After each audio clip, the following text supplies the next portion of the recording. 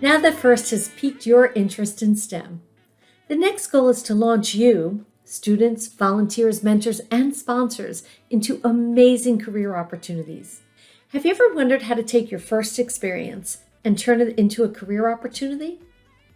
Let's talk about your first experience and how it can open up doors for opportunity for life-changing success. But first, for those of you who do not know me, I'm Ilene Rein. I'm an executive recruiter and a job search strategist, and I have helped thousands of job seekers learn how to land their dream job, but not in the way you might think. In my program, Pounding Pavement 101, I share the recruiting insider secrets about resume development based on how recruiters search, interview preparation based on what recruiters are actually listening for in your responses, and job search strategies, how to create immense amounts of visibility where the jobs actually are, and how to streamline production. It is my highest inspiration to teach you how to get hired for your dream job. What you may not know about me is that I'm one of you. I've participated in FIRST as a mentor, judge, and volunteer. Your dedication and drive to participate and give back to the community have been an inspiration. Now, let me be part of your career journey to achieving all that you desire for yourself. Let's talk about your first experience and how it applies to the working world and how you can use it to land your dream job. FIRST creates a real-world scenario for you to participate in. This is not playtime. Yes, it is a lot of fun. But everything that you're doing when you're participating on a FIRST team is exactly what you're going to be doing when you're on the job. Take a look around you.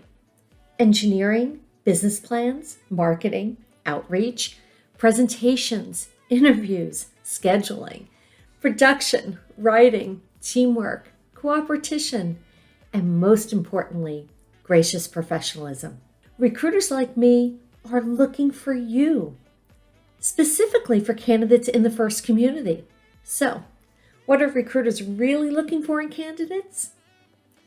While you're so busy building robots and making an impact in your community, you may not realize how incredibly applicable your FIRST experience is to the outside world and for employment. Recruiters are looking for experience. But what if you don't have any experience, is the question I get all the time. You do have experience. As an active participant on a FIRST robotics team, you possess the experience needed to hit the ground running and make an immediate contribution to any company. What you learn in a classroom is important, but applying that knowledge and mentoring others shows a true understanding. From problem solving and design to building components from scratch, your accomplishments demonstrate that you are ready for the work environment. Recruiters are looking for leaders. Do you hold a leadership position on your team? Are you a project lead? This speaks volumes about your leadership and responsibility. If you're looking to stand out to employers, those qualities show you have what it takes to excel at a job. Not only do they demonstrate your ability to assume and manage authority, but they also mark your ambition, forward thinking, and trustworthiness, all of which will give you an edge when it comes time to job searching and career growth. Recruiters are looking for responsibility. Being part of FIRST gives you the opportunity to expand and develop. You have countless opportunities for professional growth as you take on more responsibilities. When you were younger, the responsibility may just have been to show up on time. Waking up early and catching that bus at 5 a.m. is not easy for students and adults alike. And there are always a few running late.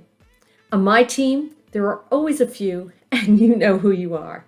As you continued in FIRST, you were assigned tasks that others depended on you to follow through. Maybe you strived for more and sought leadership positions.